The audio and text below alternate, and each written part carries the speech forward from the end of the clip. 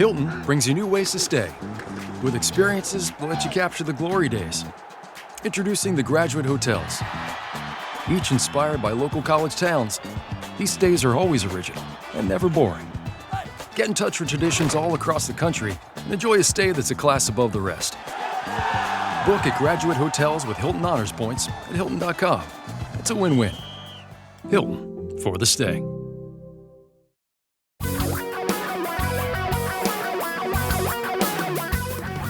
Reality radio for a really great future. We're talking real money. Hey, everybody. It's podcast time again. And it's podcast times 2. The last couple of podcasts have been just me because Tom thought going to a soccer game was more important than spending time with you. His prerogative. But he's crawled back into the studio again today, and he's willing to face the wrath and the ire of all of his listeners for deserting them in their moment of need when the market was crashing and Tom was, it was kind of like Nero. He was fiddling minus while the fiddling. Minus the fiddling. He was fiddling around. And he goes to the game and his team doesn't even win. No, they did. They do that silly thing called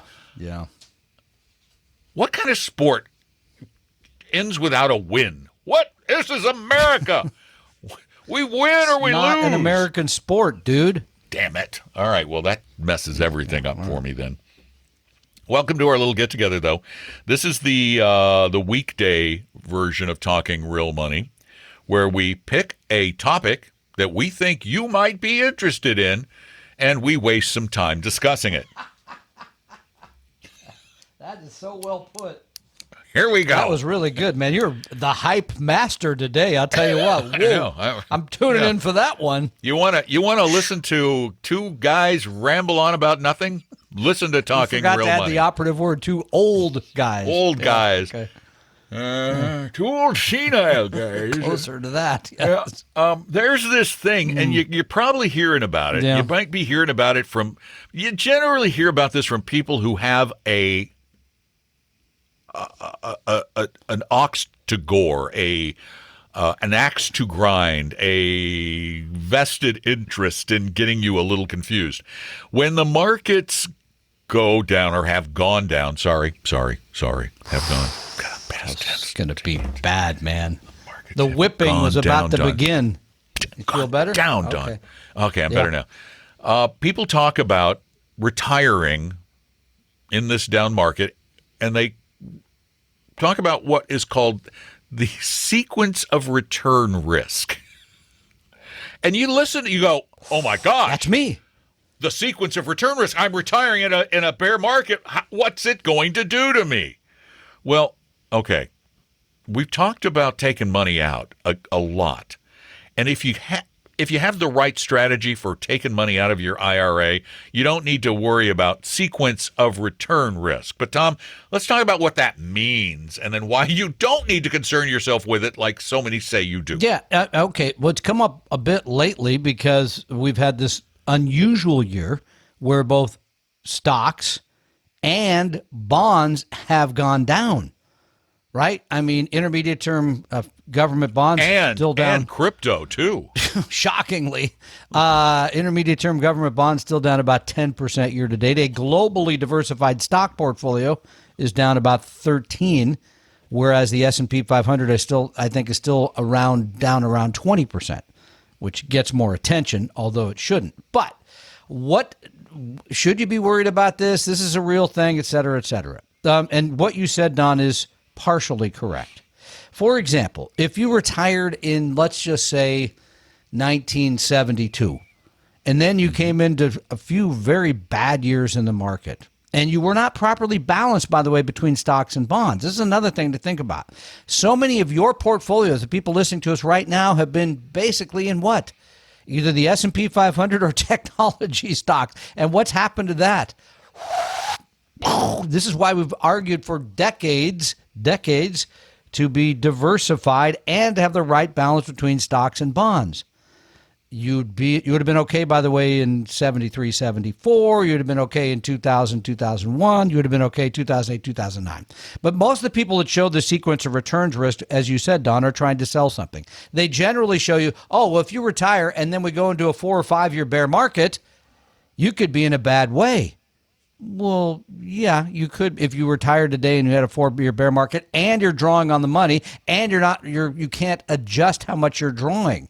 Sometimes I do feel bad when I tell people, just go ahead and take the money out, wait on Social Security. There may be a time to change that strategy. But let's talk about this in a more general sense. Number one, looking back about 100 years now, and you've gone back further, I know, but with good data going back to the mid-1920s, stocks declined 1 out of about every 4 years. That's about what happens, right? So 2020... it's very, very close to the exact number. 2022, maybe that year. Because we haven't had one in a long time where the whole year it's been down. Even 2020, where, as you pointed out in the recent podcast, the stocks went down 30% in like a month and then straight back up. And there's some people, by the way, that think that will happen again here this year. Nobody knows that. But stocks do have these years of decline. The idea generally then is to have ballast with bonds. And again, that has not helped you this year, right? Because we haven't had that ballast. But if you have a properly designed retirement plan, which includes balance between stocks and bonds, and realistic planning numbers, because many people say, well, if I could just make 7 or 8% a year, it's not a problem. Making 7 or 8% a year is difficult for most people.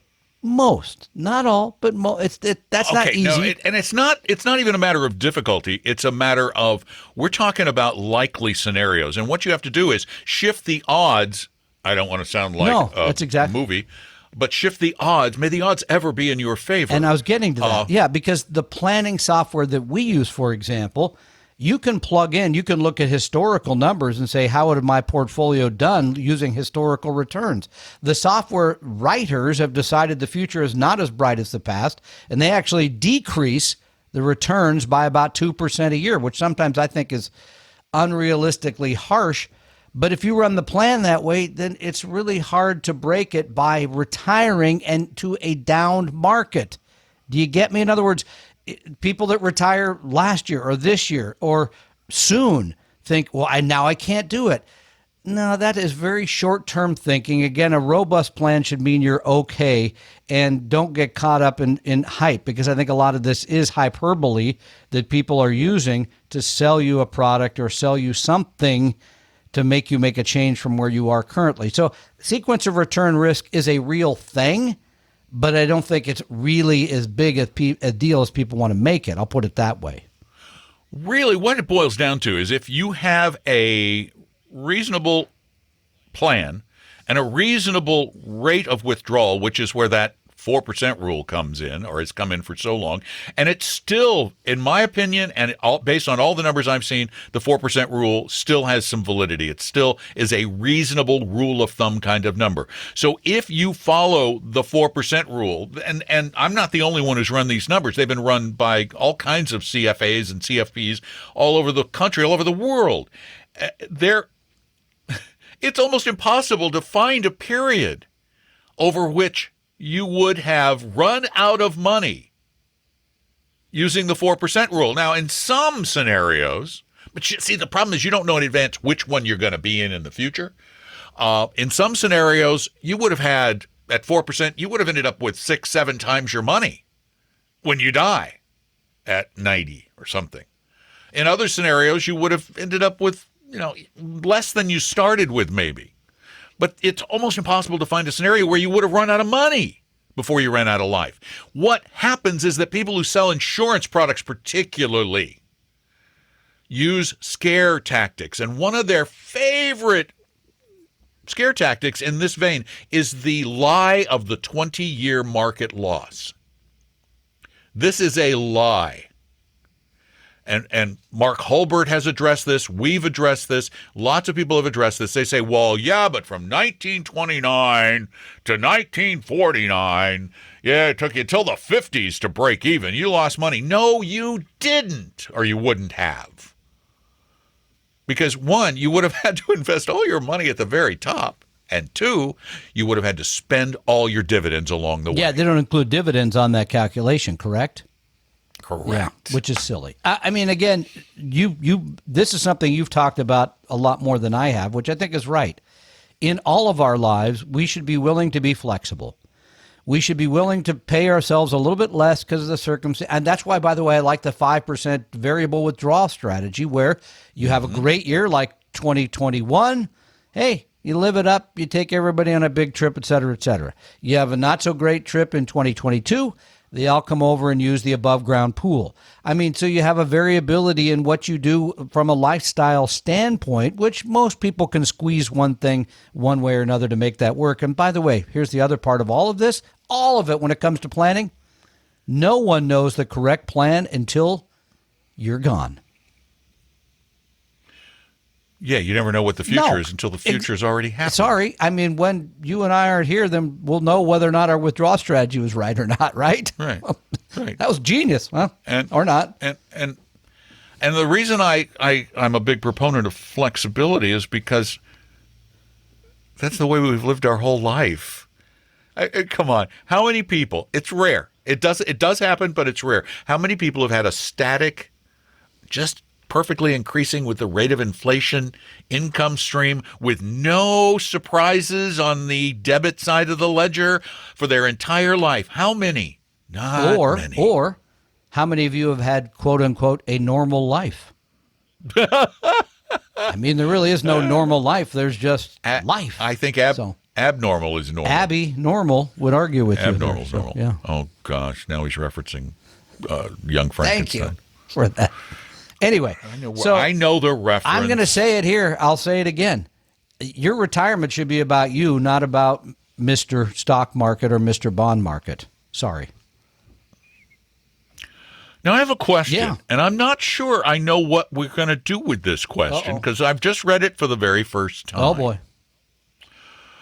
It's a question that came in from Talking Real Money, typed in, and it has to do with a 401k. So I'll just read you the question. My American Airlines 401k uses BlackRock Institutional Trust Company to run a collective investment trust that uses a passive index approach, but may use futures contracts and other things such as swaps. Wait a minute. It ain't passive if you're using futures contracts and swaps. Anyway, I've noticed that these indexes, with only a 5-year history, show some significant underperformance of the index of up to 2%, and anytime they meet or exceed the benchmarks, they were barely meeting it. It was only on 1 or 2 of the 8 funds. Also, recently, the last year's performance in things such as small cap value and large cap value are underperforming Vanguard indexes by 2 to 5%. What am I really getting here? And should I roll out of these as it appears I'm not getting plain vanilla indexing? Well, it is a great question because we can't get under the hood very specifically on this. If it sounds like they're getting a little bit pregnant here. I mean, they're doing some sort of indexing and then they're using swap. Yeah. This is kind of an odd setup. And it sounds like it's a pooled investment. Everybody puts their money in one. I mean, not unlike, I guess, a mutual fund or exchange traded fund. This Don and I have talked about this a lot. Trust me. Because when we manage money for other people, we use 23 funds. Sometimes Don and I think that's too many. Too many? It includes things like momentum.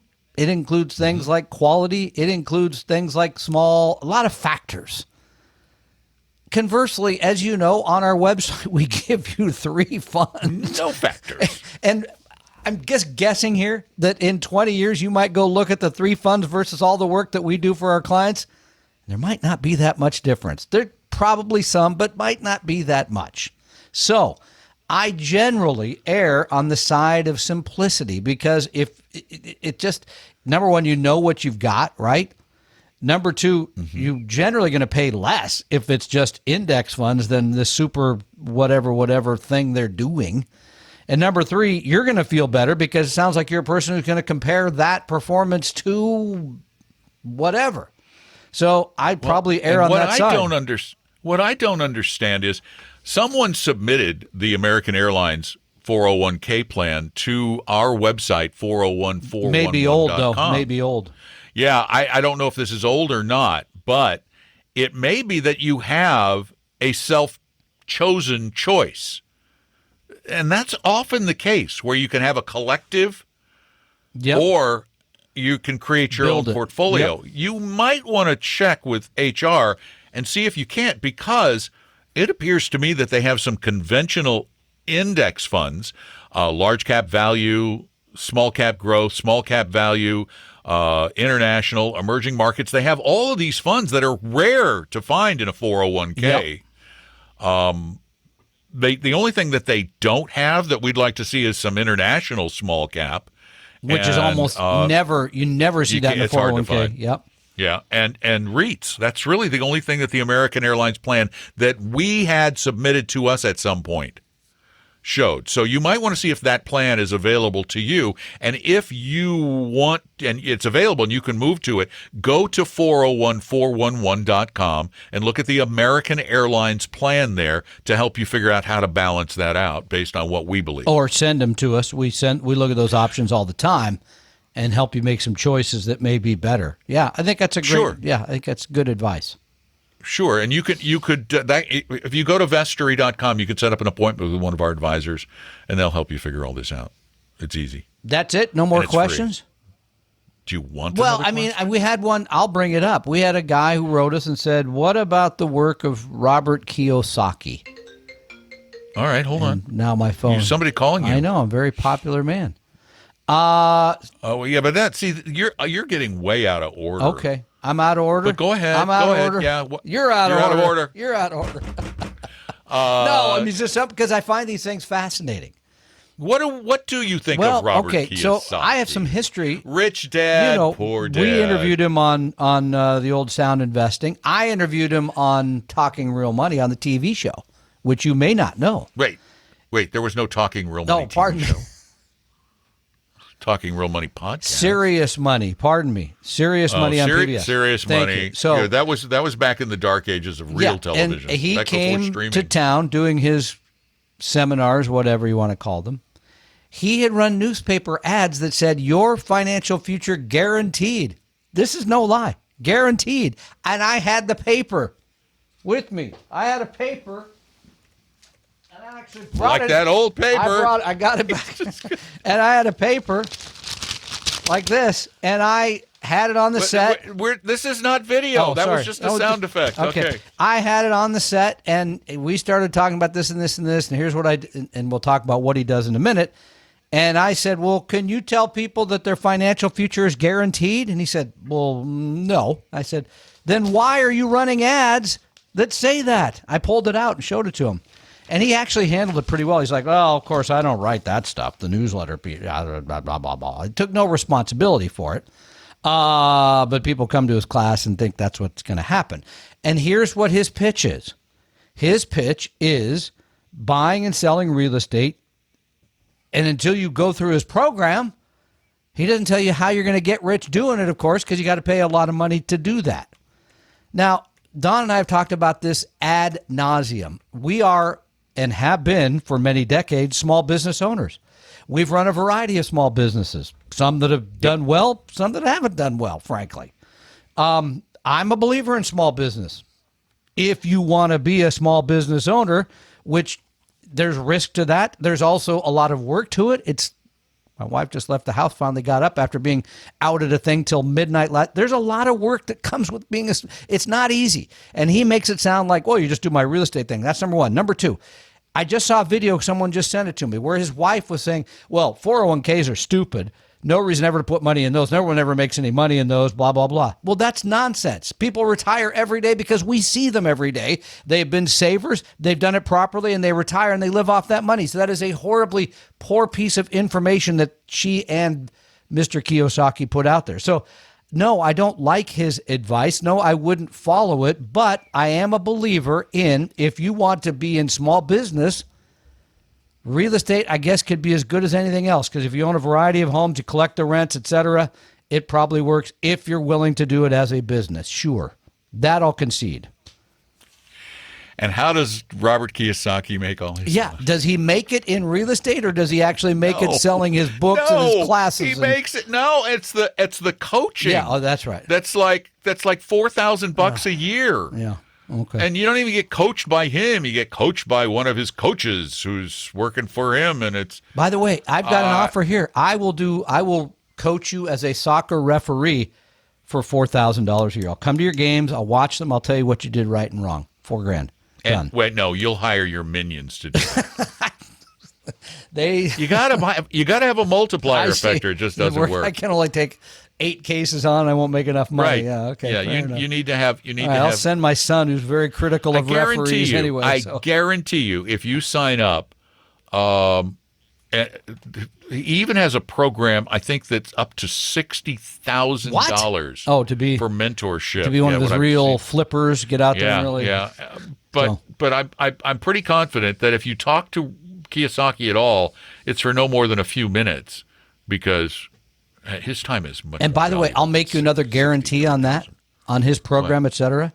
Here's a guarantee: it will get harder now, because home prices have been basically sort of going up, like buying stocks. I just bought a few stocks; they went up. Yeah, I just bought a few homes; they went up. Anyway, for a variety of reasons, I don't think real estate's going to be as easy in the next 10 years as it's been for the last 10. I'll put it that way. I don't think anything. I don't think there's a single easy money method out there. They just don't exist. But at times, they appear to exist. It's an illusion. You think they're there, but they're not. They eventually end up going the way of Bitcoin. That's still around? Barely? Let's look at it. This is let's see. Or how about the one where guy... This is Wednesday.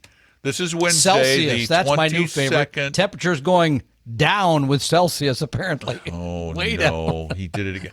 Now, see, here's the thing, is that, Bitcoin on Saturday... was under 20, right? Was under 18. Wow. It got down into the 17,000 range.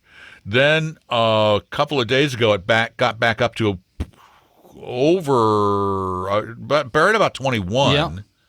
And now it's back right down to 20. It's at 21.89 as of somebody this wrote a very long moment. note to you criticizing you about your criticism of, you know what? of not Bitcoin, but of cryptocurrencies. Of cryptos. Yeah, in general. Because people have too much invested. They have too much money that they've gambled on cryptocurrencies. They have to defend it. And Celsius, by the way, your friend, the Celsius people have their own cryptocurrency. You got to read that story. You want to read a story? Wow. 1 year ago, it was $6.92 a coin. Yeah, how much? In July of 2021. Just last week it got down to 16 cents. But you can't get it. Can't get your money, right? Now, no, this is just their crypto currency. Yeah. It's back up to 94 cents, but that is an 82% decline and over the course of the year. They promised like 30 to 50% yields, and turned out that was hard to maintain.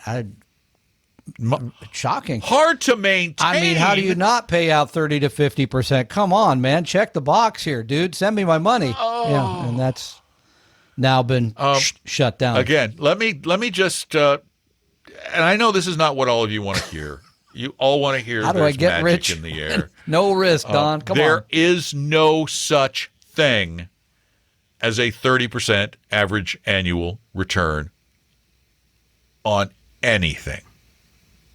Period. End of story. You're dreaming.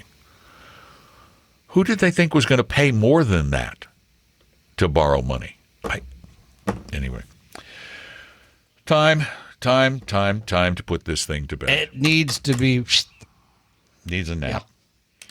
Not unlike us. I am Don McDonald. I think we forgot to mention that at the beginning. Yes. Let's introduce ourselves here at the end. Thank you. I'm Don McDonald. That's Tom Cock.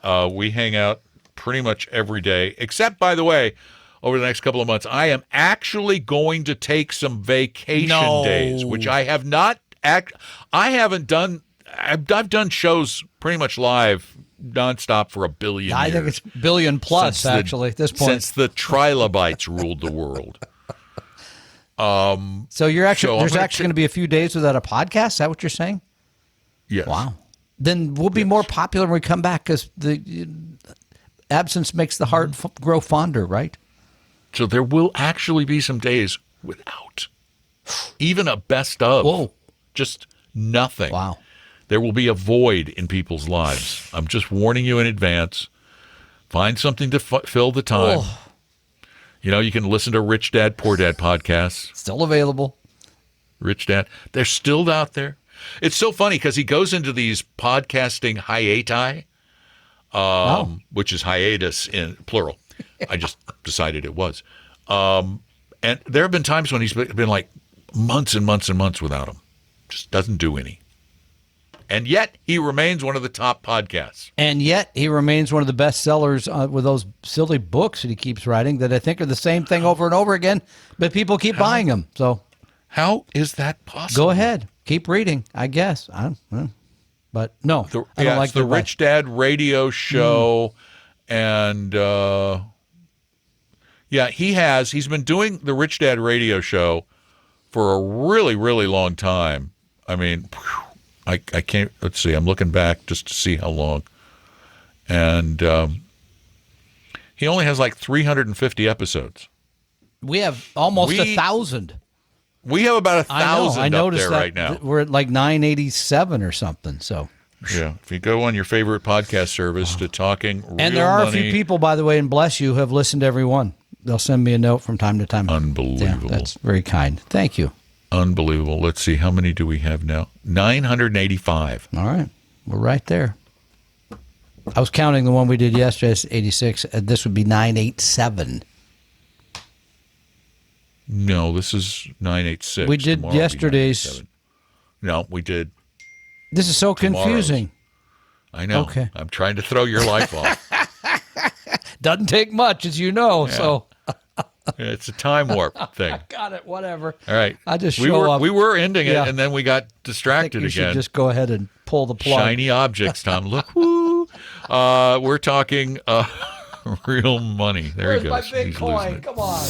We hope you realize that the information provided on Talking Real Money is for informational, educational, and hopefully enjoyable purposes only. Providing personalized financial planning or investing advice takes time, so please consult with a really good fee-only fiduciary investment, tax, or legal advisor. We know a good one. Investing must always involve risk. In other words, you can and probably will lose money at times. Also, as much as you want it, no one can accurately and consistently predict the future, so past performance doesn't tell you a darn thing about what the future will bring. Unlike many other programs that say something similar, Talking Real Money is not trying to get you to buy or sell any financial products or securities. Instead, the program is provided as a public service by Apella Capital, a fee-only registered investment advisor. Thanks for listening, and please visit TalkingRealMoney.com for more information and disclosures. That's a wrap.